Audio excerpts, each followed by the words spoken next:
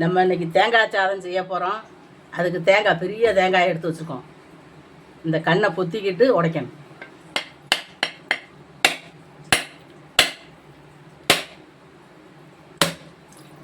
நல்ல பெரிய தேங்காய் எடுத்து பூ திரி வச்சுக்கிறோம். அப்போ தான் நல்லா தேங்காய் சாதம் சூப்பராக இருக்கும். இங்கே பெரிய தேங்காய்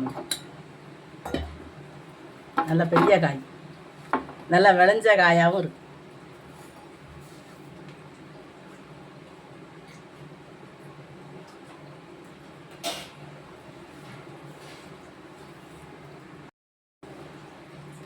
இப்போ தேங்காயை இப்படி திருவோம்.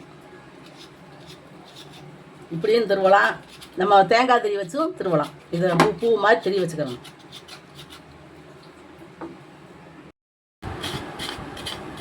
நம்ம இப்போ தேங்காய் திரி வச்சு தேங்காய் திரிக்கிட்டு இருக்கோம். இது அருவாமனையில் தேங்காய் திரி இருக்குது.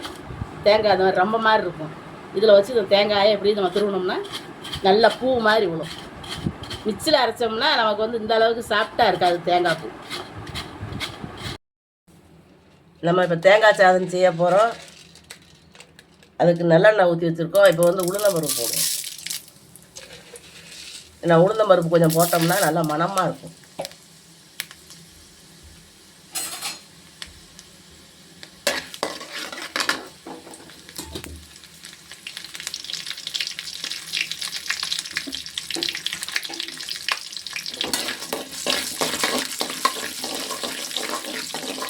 ரொம்ப கருக விட்டுறக்கூடாது, ஓரளவுக்கு வந்தால் போதும். இப்போ நான் முந்திரி பருப்பு எடுத்து வச்சுருக்கோம். முந்திரி பருப்பு போட்டுக்குவோம். இஞ்சி வச்சுருக்கோம், இஞ்சியை போட்டுக்குவோம். இஞ்சி திரி வச்சுருக்கோம். இது பச்சை மிளகா திரி வச்சுருக்கோம். காரத்துக்கு பச்சை மிளகாய்.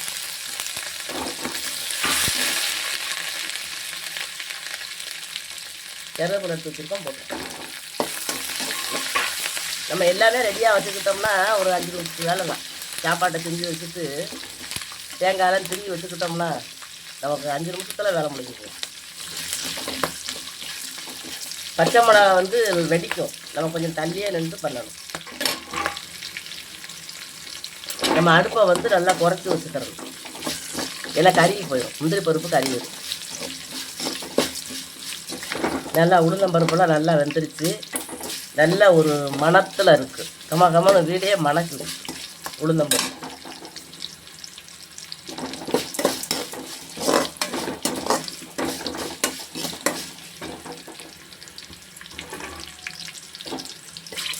அடுப்பை ரொம்ப குறைச்சி வச்சு நல்லா அந்த பச்சை மிளகா கொஞ்சம் வேகும். பச்சை மிளகாய் இஞ்சி எல்லாம் வேகிற போது நல்ல ஒரு மணமாக இருக்கும். முந்திரி பருப்பு மட்டும் கருகாமல் பார்த்துக்கிறோம். அப்போ தான் எடுத்து சாப்பிட நல்லாயிருக்கும். இப்போ நம்ம தேங்காய் பூ திரி வச்சுருக்கோம், போட்டுக்கணும். இது நம்ம தேங்காய் பெரிய தேங்காய்.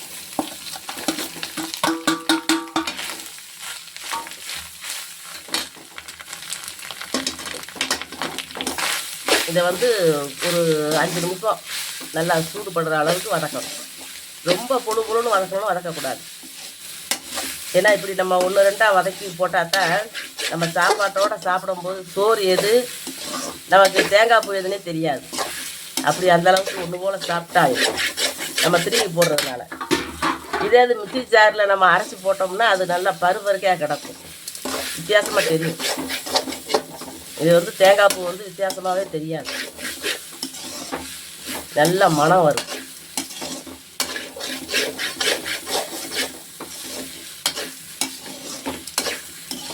பெருங்காயம் வேணா போட்டுக்கலாம். நான் இஞ்சி போட்டிருக்கிறதுனால பெருங்காயம் போடலை.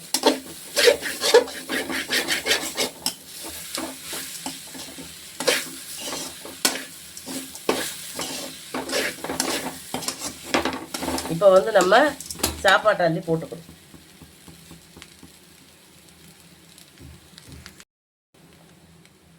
இப்போ நம்ம சாப்பாட்டை வச்சுருக்கோம், இதை போட்டுக்கிறோம்.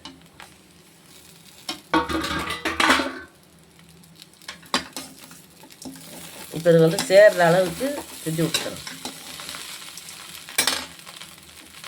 அடுப்பை குறைச்சி வச்சுக்கிறோம். கருக ஆரம்பிச்சிடும். அடுப்பை ஆஃப் பண்ணால் கூட ஆஃப் பண்ணிக்கிடலாம். இது எல்லாமே இந்த சாதத்தில் இப்போ ஒட்டுற மாதிரி நம்ம கிளறி விட்டுக்கிறணும்.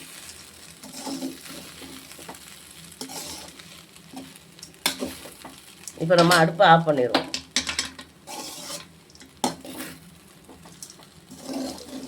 இப்போ தேங்காய் பூ வந்து அந்த சோத்தோடு ஒட்டுற மாதிரி நம்ம நல்லா கிளறி எடுத்துக்கிறோம். கொஞ்சம் நெய் ஊற்றிக்கிடுவோம். ஒரு 2 ஸ்பூனு நெய் ஊற்றுறோம்னா அது ஒரு மாதிரி நல்லாயிருக்கும்.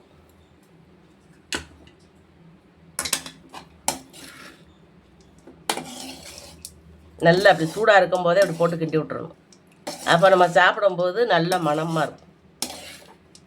சில பேர் தேங்காய் எண்ணெயில் செய்வாங்க, நான் நல்லெண்ணெயில் செஞ்சுருக்கேன். தேங்காய் சாதம் தேங்காய் எண்ணெயில் செஞ்சால் நல்லாயிருக்கும். சாப்பாடு ரெடி ஆயிடுச்சு.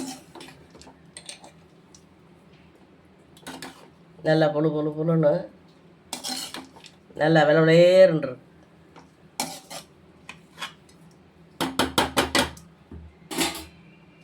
இந்த மாதிரி தேங்காய் சாதம் நீங்களும் வீட்டில் செஞ்சு பாருங்கள்.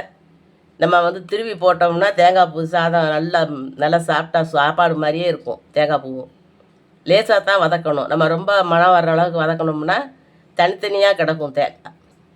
தேங்காய் நல்லா மென்று சாப்பிட்ற மாதிரி இருக்கும். இதுன்னா சாதத்தோடு சேர்த்து சாப்பிட்றதுக்கு ஒன்றும் தெரியாது. இந்த வீடியோ உங்களுக்கு பிடிச்சிருந்துச்சுன்னா லைக் பண்ணுங்கள், ஷேர் பண்ணுங்கள், சப்ஸ்கிரைப் பண்ணுங்கள், பக்கத்தில் இருக்கிற பெல் பட்டனை அமுக்கி விட்ருங்க.